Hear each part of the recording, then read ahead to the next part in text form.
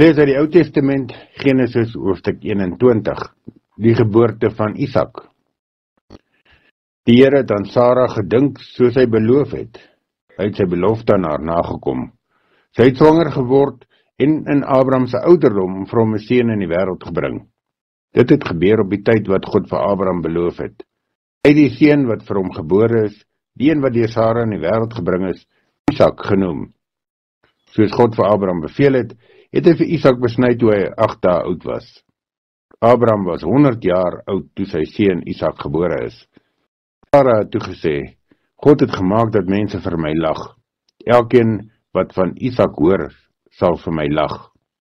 Hy het verder nog gesê, wie sou vir Abraham kon sê dat Sara seuns aan haar bors kon voed? Ek het in sy ouderdom 'n seun in die wêreld gebring. Abraham stuur vir Hagar weg. Vers 8. Die kind het groot geword en die dag toe hy gespeen is, het Abraham 'n groot fees gehou. Toe Sara die seun wat vir Hagar, die Egiptiese slavin vir Abraham in die wêreld gebring het, sien lag, sê sy vir Abraham, jaag hierdie slavin en haar seun weg. Die seun van hierdie slavin mag nie saam met my seun Isak erf nie.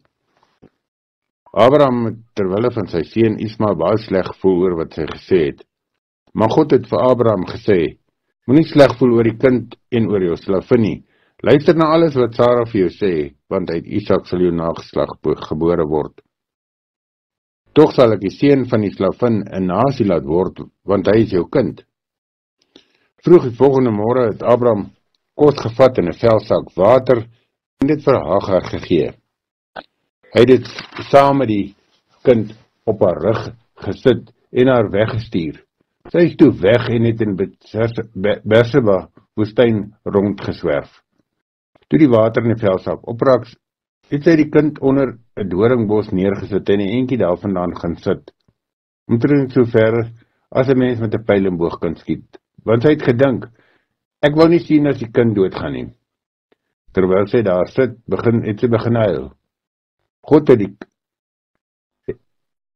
die kind hoor huil en die engel van God het uit die hemel na Hagar geroep en vir haar gesê, wat is dit, Hagar?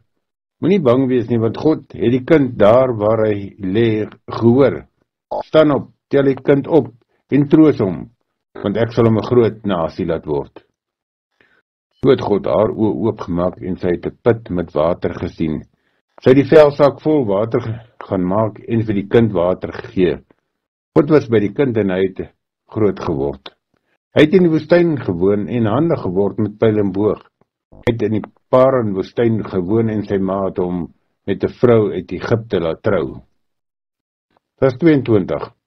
Abraham en Abimelek sluit 'n ooreenkoms. Destyds het Abimelek en Pikol, die bevelvoerder van sy leer, na Abraham toe gegaan en Abimelek het vir hom gesê, God is by jou in alles wat jy aanpak. Beloof my dan nou met 'n eed in die naam van God dat jy nie vals sal optree teen my of my kinders of my kleinkinders nie. Dat jy net so eerbaar sal optree teenoor my en teenoor die land waarin jy nou woon as wat ek teenoor jou opgetree het. Toe het Abraham gesê, ek beloof dit. Abraham het toe by Abimelek beswaar gemaak oor die waterput wat deur Abimelek se slawe afgevat is. Sê hy vir Abraham, ek weet nie wie dit gedoen het nie. Jy het my ook nie daarvan voorheen vertel nie. Ek hoor nou eers daarvan. Daarna het Abraham klein vee en groot vee gevat en vir Abimelek gegee en hulle twee het 'n ooreenkoms gesluit. Abraham het ook nog 7 skaaplammers uit sy trop uitgekeer en Abimelek het vir hom gevra, wat wil jy maak met die 7 skaaplammers wat jy uitgekeer het? Abraham het geantwoord, jy moet hierdie 7 lammers by my vat en daarmee erken dat ek die put gegrawe het. Die plek word Berseba genoem. Het hulle twee 'n eed teenoor mekaar afgelê. Nadat hulle die ooreenkoms by Berseba gesluit het, het Abimelek en Pikol, die bevelvoerder van sy leer, teruggegaan na die land van die Filistyne toe. En Abraham het 'n tamarisk by Berseba geplant en daar die naam van die Here, die ewige God, aangeroep. Abraham het lank in die land van die Filistyne gewoon. Die gedeelte Genesis 21 in die 83 vertaling. Ja, die gedeelte is baie interessant, wat dan oor Berseba se naamgewing. Die woord Berseba in Hebreëus beteken put, eet, dit afgelê word. En ons weet ook dat Isak, wat gebore is, vir Abraham, beteken om te lag, net soos wat Sarah gelag het, en sy het gesê ook, dat mense vir haar gaan lag, omdat sy so oud was, toe sy 'n kind in die wêreld gebring het. Hierdie gedeelte dan, Genesis 21 in die 83 vertaling.